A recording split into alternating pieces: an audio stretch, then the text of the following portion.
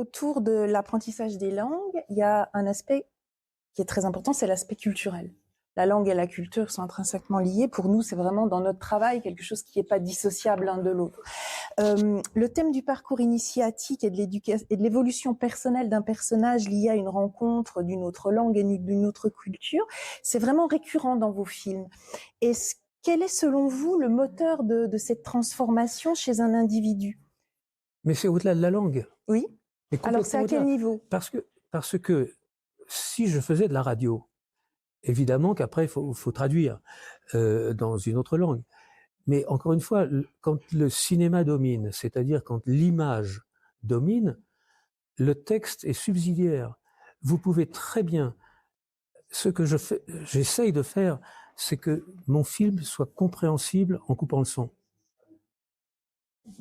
Parce que vous suivez l'histoire, que vous la comprenez grâce aux images. Mmh. C'est ça une image de cinéma. Oui. C'est pas simplement de filmer quelqu'un qui raconte une histoire. Je vous donne la différence entre le cinéma européen et le cinéma américain. Quand j'ai fait mon deuxième film, Coup de tête, il y avait un accident de car d'un petit club de football qui se plantait dans un virage. Mon producteur, qui était le remarquable Alain Poiret, qui avait produit les films de Pagnol, de Gérard Houry, tout ça, me dit c'est beaucoup trop cher de faire basculer un autocar qui s'aille en voiture.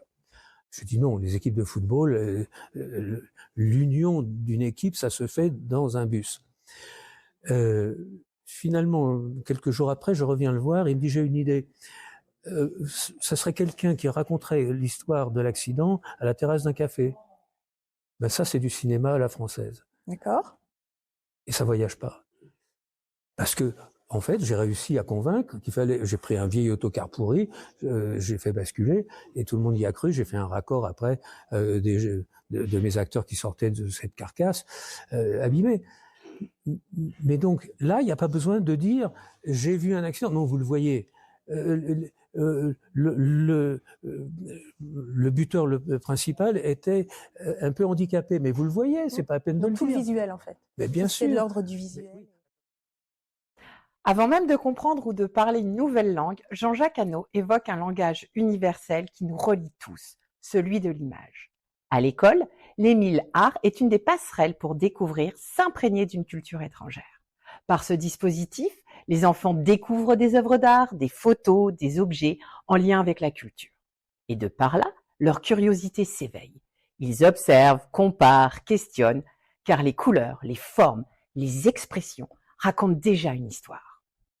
L'image devient une véritable porte d'entrée vers la compréhension de l'autre, de sa culture et de ses références.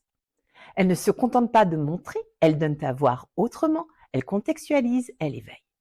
La culture facilite l'apprentissage de la langue en apportant du sens, en inscrivant les mots dans un univers visuel vecteur d'émotions.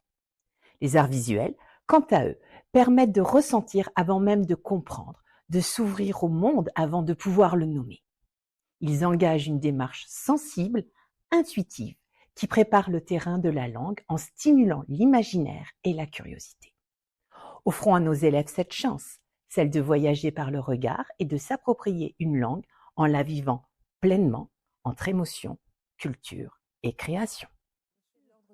Oui, attendez, on appelle ça le audiovisuel, mais moi je fais du visuel qui a aussi du son. Oui. Et la musique est souvent beaucoup plus importante. Oui. Parce que vous pouvez très bien couper le dialogue et vous mettez un violoncelle. Au contraire, vous mettez une charge de cavalerie. Et c'est le même plan, mais c'est pas la même scène. Vous voyez, c'est-à-dire que simplement en changeant la musique, ou en mettant un orage lointain, ou en mettant, au contraire, vous avez un cavalier qui va vers l'amour, vous entendez un chant d'oiseau. Ou vous mettez un violon, un alto, un andante, ou vous mettez simplement c'est un gars qui est content d'aller à la guerre, l'autre il pense à sa fiancée. Comme en témoigne Jean-Jacques Hano, il existe bien un univers d'émotions et de sens que la musique permet de partager. Dès le cycle 1, l'éducation musicale est une porte d'entrée extraordinaire vers d'autres cultures. Imaginez une mélodie venue d'ailleurs qui accompagne une vidéo montrant des paysages, des fêtes, des gestes du quotidien. La musique avec ses rythmes, ses instruments, sa voix éveille des émotions et parle au cœur. L'image stimule la curiosité et l'imagination. En les associant, on crée une expérience sensorielle et culturelle forte qui permet aux élèves de s'ouvrir au monde sans encore avoir nécessairement besoin de mots. Elle donne du sens, du plaisir, de la motivation. Grâce à cette association, les enfants apprennent à écouter, à observer, à ressentir. Ils découvrent que chaque culture a ses propres sons, ses propres images qui traduisent des émotions et des histoires universelles. Cela favorise l'empathie, la tolérance et l'envie d'aller plus loin.